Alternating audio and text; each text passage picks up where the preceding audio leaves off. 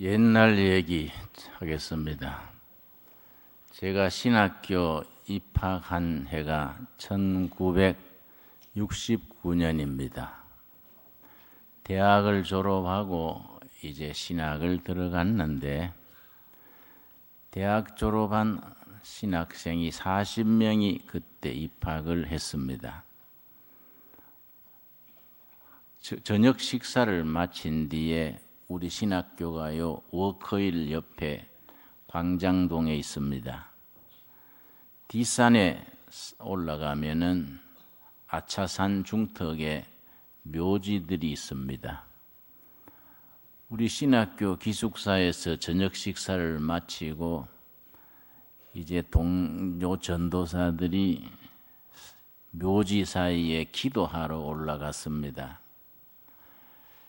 이제 묘지 사이사이에 엎드려서 기도를 하는데 내 친구 전도사들이 방언기도를 뜨겁게 해요. 나는 방언기도를 하던 사람이 아니기 때문에 그냥 조용조용 우리말로 기도를 하는데 그 방언기도가 좀 요란스러워요. 그래서 기도 마친 뒤에 전도사님들, 나는 한국말만 제대로 하고 방언기도는 안 해도 될 것 같습니다. 내가 그렇게 대답을 하고 내가 별로 관심을 안 기울였습니다. 그랬더니 내 친구 전도사들은 생각이 달라요. 김영 같은 분이 방언 은사를 받아가지고 한국교회를 흔들어야 됩니다. 이런 식이에요. 그런데 5월 달에 같은 신학 동창 중에 결혼했는 동창이 있었는데 저녁 식사에 우리를 초대를 했습니다. 그래서 여러 명이 가서 이제 동창 집에 가서 저녁 식사 대접을 잘 받았지요. 그런데 그 집에 첫돌 된 아기가 있었습니다. 저녁 식사 끝날 즈음에 아기가 갑자기 까무러치게 울면서 열이 팔팔 나는 겁니다. 나는 걱정이 돼서 어린아이들이 갑자기 열 나고 그러면 소아마비 열 같은 그런 염려가 있으니까 급하다는 생각에 친구 전도사인 부인한테 부인, 그 소아마비 열인지도 모르겠는데 빨리 병원에 가봐야지요. 지가 택시 불러올까요? 지가 나가서 택시 불러오겠습니다.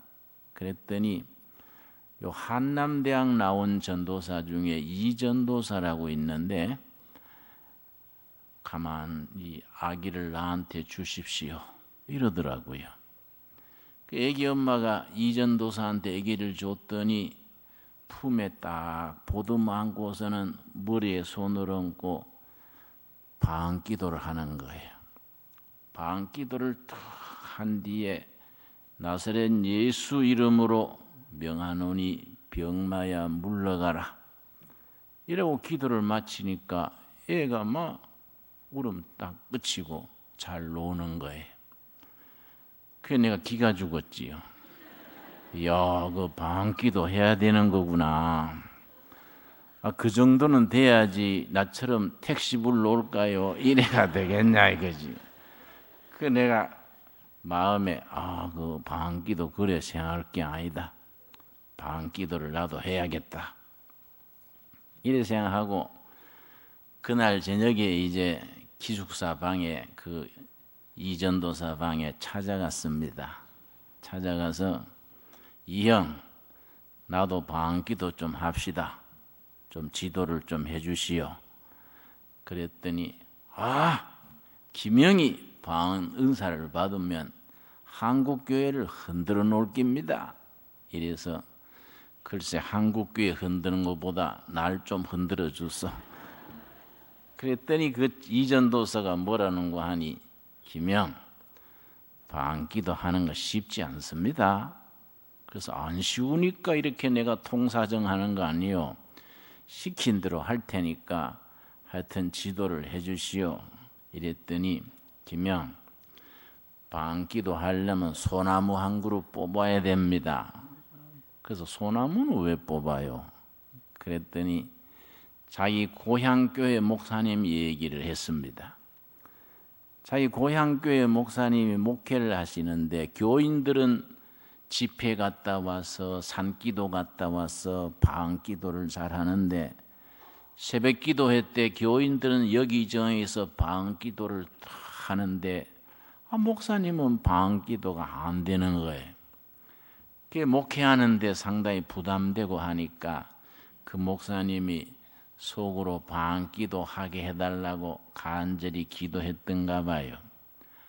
그래도 방언 은사를 못 받으니까 나중에는 답답해서 여름이 지나가는 때쯤에서 담요 한 장 들고서는 산에 올라갔다 합니다. 산중턱에 앉아가지고 앞에 있는 소나무를 붙들고 방기도 주시옵소서. 오늘 방기도를 오늘 저녁에 꼭 주시옵소서. 그러면서 소나무를 어떻게 흔들어 댔든지 나중에 소나무 뿌리가 확 뽑히가지고 소나무를 땡기다가 뽑히니까 그 반동에 뒤로 나가 떨어진 거예요. 두 바퀴 떨어져 가지고 골짜기에 꽉 처박혔는데 그때 방언이 탁 터졌다는 거예요. 그래서 나한테 방언 은사 받으려면은 소나무 한 그룹 뽑아야 된다는 겁니다. 그 내가 이해가 갔습니다. 그만큼 열심히 해야 된다는 말이로구나. 소나무 뽑을 정도로 열심히 기도해야 방언 은사가 열린다는 얘기로구나 생각하고 나도 그렇게 열심히 한번 해보기로 했습니다. 그런데 보통 때는 주중에는 수업하지요, 주말에는 교회 섬기지요, 방기도가 그 한두 시간 해서 되는 것도 아닌데 시간을 내기 어렵지요. 그래서 제가 휴일을 기다렸습니다. 그래서 5월 5일 휴일을 내가 날을 잡았지요. 그날은 공휴일이니까 4월 말에 이제 내가 다짐을 하고서는 5월 5일 공휴일에 내가 날을 잡고 이날은 내가 방언 은사 받는 날이다. 딱 다짐을 하고 미리 준비 기도를 했습니다.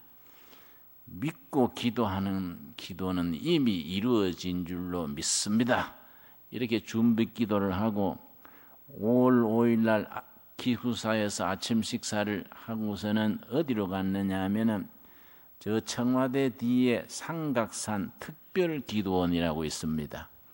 특별기도원 그 원장님 아들이 우리 신학교 동창이에요.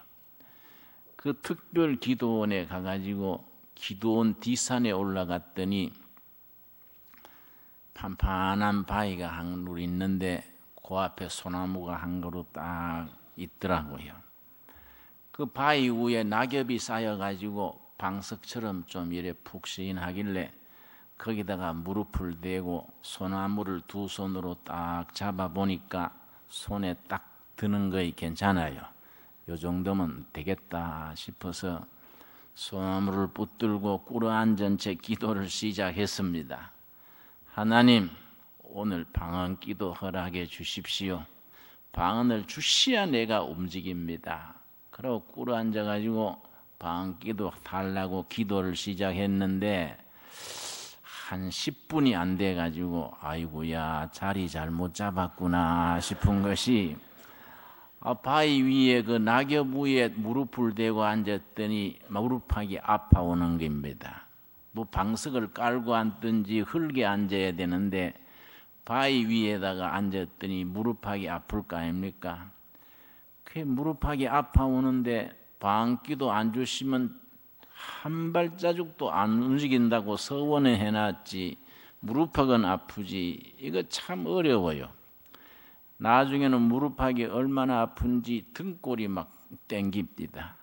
그래서 내가 무릎팍이 이렇게 아파도 참고 기도하면 하나님께서 허락하시겠지.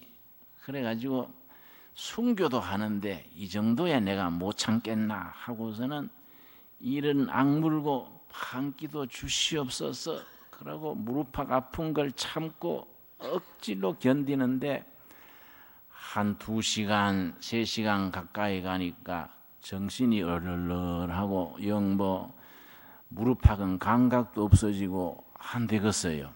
그러니까 기진맥진해서 아이고 하나님 안 주십니까? 그러고 내가 아주 낙심을 했는데 그때 오늘 읽은 본문 말씀 로마서 8장 32절 말씀이 머리에 딱 떠올랐습니다. 로마서 8장 32절 말씀.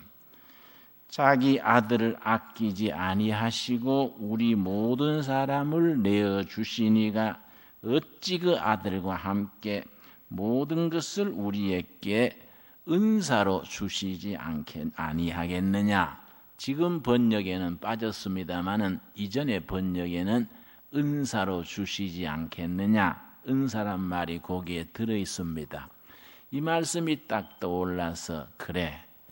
내가 방언 기도는 못 받았지만은 내가 받은 게 있다. 예수를 믿음으로 구원받은 확신이 있고 죄 씻음 받은 확신이 있고 지금 죽어도 천국 간다는 소망이 있는데 내가 받은 은혜 받은 거 감사하지 아니하고 친구 전도사 병 고치는 거 보고 후끈 달아가지고 방기도부터 달라는 건 내가 이 앞뒤가 안 맞는다.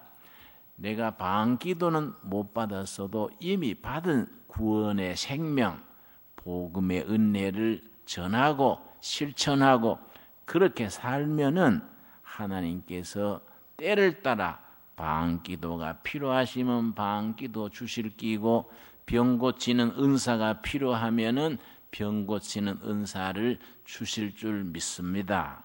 이런 믿음이 생긴 겁니다.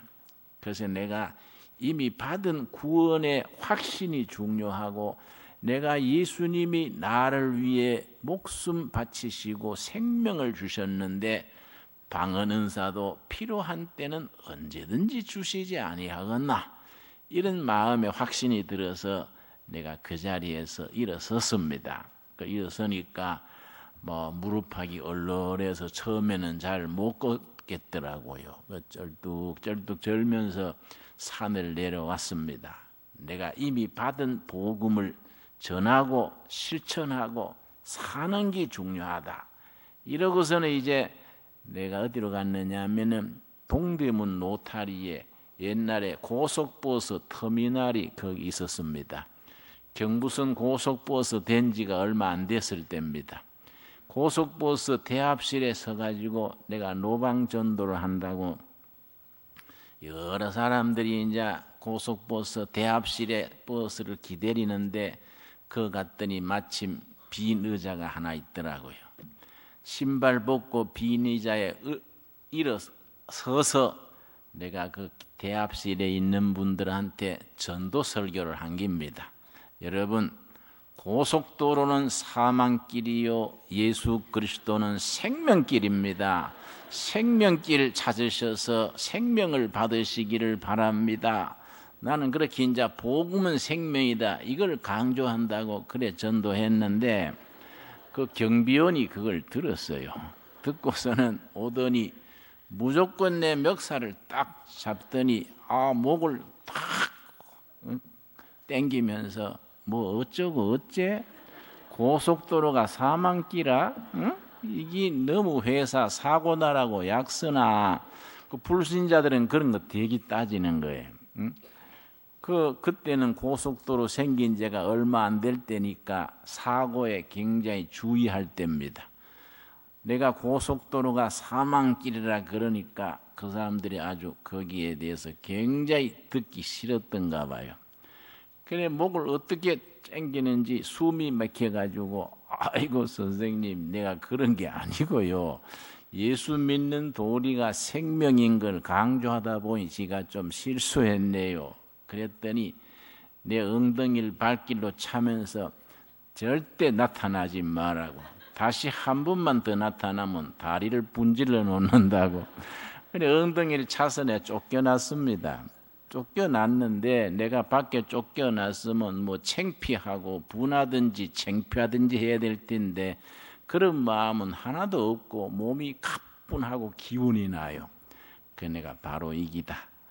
그저 우리가 복음을 받은 은혜를 전하고 그렇게 실천하고 사는 것이 최고의 은사지, 내 친구 병 고치는 거 보고 방언 은사 받은 거 보고 혹군 달아가지고 거기다가 내가 그렇게 매달릴 거 없다, 이런 생각을 한 겁니다.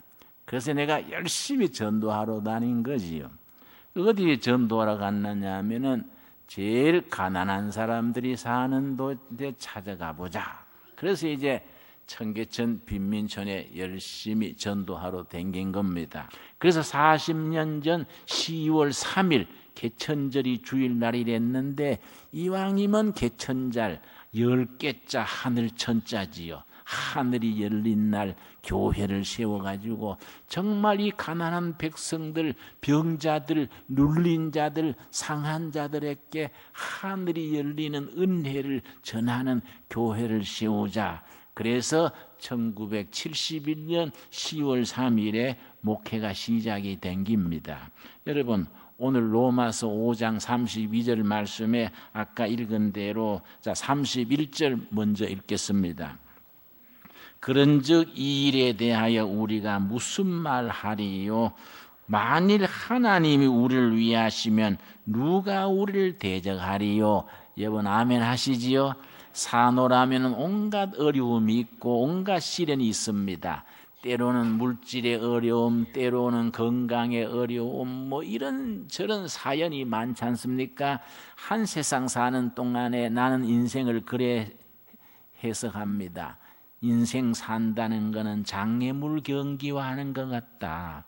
장애물 하나 넘고 나면은 더 큰 장애물이 나타나요. 천신만고 그 장애물을 건너고 나면은 또 새로운 장애물이 나타납니다. 인생살이는 장애물을 넘는 것과 같다. 그 장애물을 내 힘으로 내 혼자 넘으려 하지 말고 전능하신 인도자 이스라엘 백성들을 낮에는 구름 기둥으로 밤에는 불기둥으로 이끌으신 하나님의 손길 붙들고 장애물을 넘어가는 것이 신앙생활이다. 저는 그렇게 이해를 하고 해석을 합니다. 하나님이 우리 편이 되셔가지고 하나님이 우리를 막아주시고 보호해 주시면 세상 뭐이 우리를 넘어뜨리겠습니까? 이 말씀 확실히 믿을 수 있게 되기를 바랍니다. 그 다음 32절 말씀, 32절 우리 한번 같이 읽겠습니다. 자기 아들을 아끼지 아니하시고 우리 모든 사람을 위하여 내어주시니가 어찌 그 아들과 함께 모든 것을 우리에게 주시지 아니하겠느냐. 여러분 이 말씀 아멘 하시지요? 여러분 다 여러 가지 복잡한 것 생각할 거 없습니다. 하나님이 우리를 얼마나 사랑했는지 자기 아들을 우리 위해서 죽게 내어주신 겁니다. 아들을 내어주시니가 다른 게 뭐이 아까워서 안 주시겠습니까? 무슨 은사, 무슨 은혜가 아까워서 안 주시겠습니까? 아들을 내어주시니가 어찌 다른 은사를 우리에게 주시지 않겠느냐. 그래서 나는 이 말씀 깨달은 뒤에 방언 은사에 대해서 그 뒤로 기도 안 하지요. 하나님이 나한테 필요하시면은 때를 따라 주실 줄 믿습니다. 또 병 고치는 은사도 마찬가지요. 우리 교회도 환자들이 얼마나 많습니까? 우리 교회 환자가 한 150명 앞뒤로 될 겁니다. 그분들 한 분 한 분 위해서 정말 치료하시는 은사, 치료하시는 하나님이 때를 따라 치료하시고 위로하시고 돌보실 줄로 믿습니다. 여러분 여러 가지 은사가 있습니다. 우리가 믿음의 기초가 확실해야 됩니다. 아들 예수님을 아끼지 아니하시고 우리에게 주신 하나님이 다른 게 왜 아까워서 주시지 않겠느냐. 당연히 주신다 이거죠. 아들을 아끼지 아니하시고 주신인데 왜 자기 자식들한테 필요한 것을 왜 주시지 않겠느냐. 꼭 필요한 것을 하나님의 뜻을 따라 구하면은 주신다 이거지요. 여러분 믿습니까? 예, 믿어버려야 돼요. 소박하고 단순하고 확실하게 믿어야 돼요. 그런 확신 있는 믿음의 사람을 하나님이 지금 뽑아서 쓰시는 것입니다. 기도하겠습니다.